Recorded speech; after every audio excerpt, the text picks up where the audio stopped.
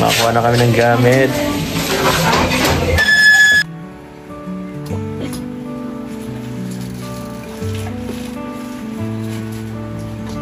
Wala ko tulog na kayo.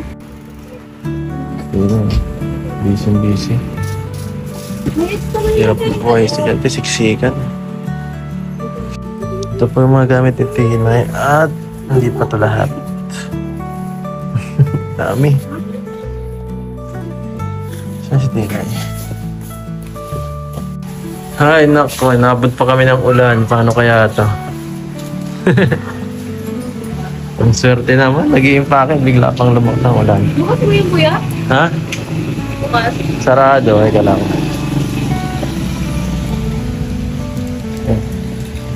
Ano yan? Ulan na. Ba ano yan? Malakas yan. Basa tayo agad. Teka lang, pahula muna. Ito, dami mo palang gamit, no? Sobra. Ano pa? Pero gano'n pa karami doon? Ako naman mabantay. Grabe. Bukas na yan. Bukas na? Bukas na yan.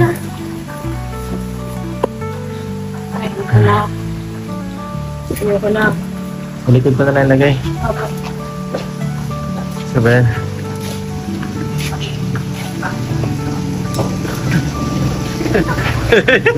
Oy, bukas na lang. Hindi man lang.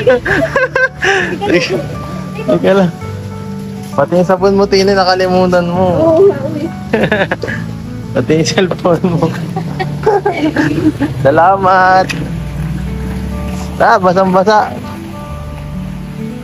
Ay, grabe. Paano ito magkakasya dito? Yung mga gamit pa pala ako. Grabe.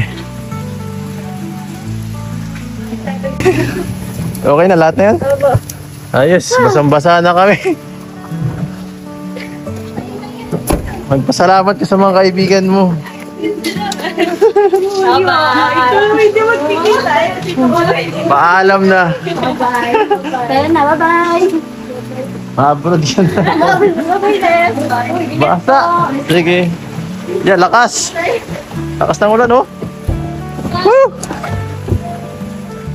Naligo na. Ligo na sa pawi. Ano? Hindi ang ulan yan. Lakas. Di po nakisama ang panahon. Biglang lumakas ang ulan, oh. Ay, basang-basa pa yan. Ay, nako. Ganda pa naman ganun pagpaano, eh. So, ayan guys. At, ayan. Dito nakaano na tayo. So, nagkaroon ng konting, problema, kasi yung bitong boarding ni Tinay ay hindi na daw pwede magpalagay ng gamit kasi masikip na. Din na, hindi na pwede. Hindi na daw pwede. So, ang mangyayari dito na muna itong gamit niya sa kotse, At for the meantime, habang naghahanap, yan lang yan. Tapos, pag nakahanap na kayo, asikasuhin nyo na lang, Update ko na. update mo na lang ako siguro pag nakahanap ka na. Tapos, Tatanungin ko din po sila ate. Early. tanongin si Early kung anong kahanapin mo rin. Kasi si Early talaga para gusto ko para Gusto din daw po niya mag-boarding. yun nga para din talaga to sa kanya kaya ako inano to. Kaya, 30 daw po siyang pass. oo, tama. Para din sa kanya to. Para di siya mahirapan sa kanyang schedule. At, Benson pa po ba siya? mas okay ang ganito sa kanya. So yun po mga kasukay, mga kalingap. Si Kalingap Edo ay napasugot dito kay Tinay kasi dilipat na siya ng yung kukuhain yung mga gamit. Although wala pang nakuhang bahay, pero ayan nga, yung gamit ay pansamantala doon sa sakyan ni Kalingap Edo. At hindi na pala pwedeng ilagay doon sa dati niyang tinutuluyan at meron na daw bago. Kaya kahit gabing-gabi na ay itong si Kalingap Edo ay napasugod para tulungan itong si Tinay, mga kalingap, Buti na lang nandiyan si Kalingap Edo na handang tumulong. Kahit gabi na ay talagang pumunta pa itong si Kalingap Edo, Nakabilib si Kalingap Edo kasi talagang yung pagtulong niya ay talagang sincere dito sa kanyang mga beneficiaries, especially dito sa kanyang mga scholar na tinutulungan. Kukuha sila ng upahan, itong si Tinay, si Jeneline at saka si Early. Magkakasama sila dyan para isa lang yung babayaran ni Kalingap Edo na uupahan nila, para mas makatipid at syempre maging mas close sila sa isa't isa, makilala nila yung bawat isa kasi lahat naman sila ay scholar ni Kalingap Edo. Kaya tama lang na magkakasama sila, no, mga kalingap. So ituloy pa po natin. At and pagka nakakuha kayo, chat nyo lang basta ako pagka okay na. Dito lang po kita po. Sige na, magano ka na, magpahinga ka na. Medyo gabi na, alas 9:30 na. Baka nai-stress ka, nakakaasikaso nito mga to. Ako na ang bahala. Sige po. Sige na, mag-ingat ka dyan, Tinay, ha? Awa. Sige po. Bye-bye. Babay na, babay na. Sila ang gumawa niyan. Pagkakarpentero yung tao yun. Tao po. Meron po dito maniningil. Shopee pala, Shopee. Shopee delivery. Hello po. Oy, Tinay, kumusta? Ayos lang po. Pasok po. Sige na ba to? Parang may nagbago ah. Hindi na nangyari sa'yo. Parang may nagbago ka, umitim ka yata. Ano nangyari? Parang may nagbago talaga. Pero hindi ko na ginigin, mamaya na yun. Nakakahiya. Pag-isip ko sa mama mo. Kain pa naman tayo, palagi na sa lagang bahay mo. Ang biling-biling. Kasama si Jenilyn. Hot seat.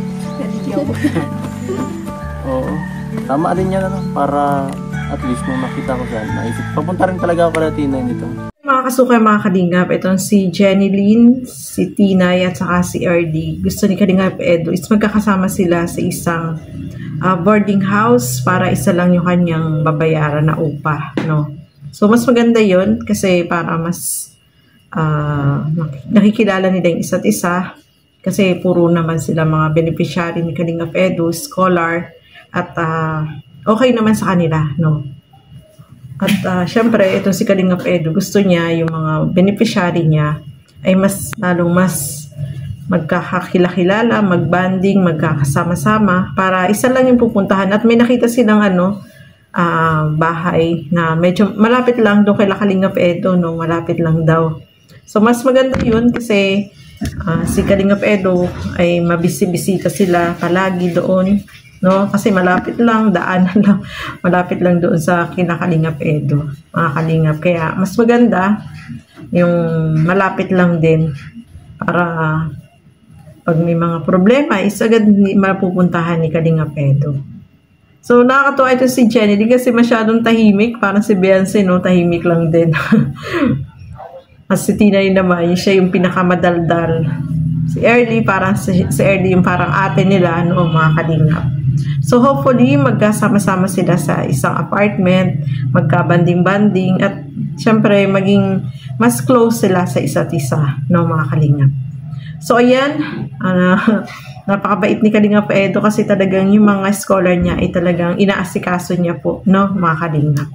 So, hanggang dito na lamang po muna. Maraming salamat po sa inyong panonood at pagsuporta dito syempre kay Kalingap Edo, no, support natin siya kasi marami siyang mga tinutulungan na scholar at syempre mga beneficiary, no. Supportahan po natin si Kalingap Edo at support po natin Bal Santos Matubang, Kalingap Rob at Edna Vlog. Sa tanging yung lingkod, Gandang Emmy. Sa mga hindi pa po nakapag-subscribe, please subscribe and please hit the notification bell para lagi po kayong updated sa aking mga ina-upload na mga reaction video. So hanggang dito na lamang po muna.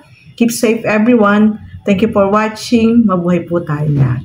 Bye-bye!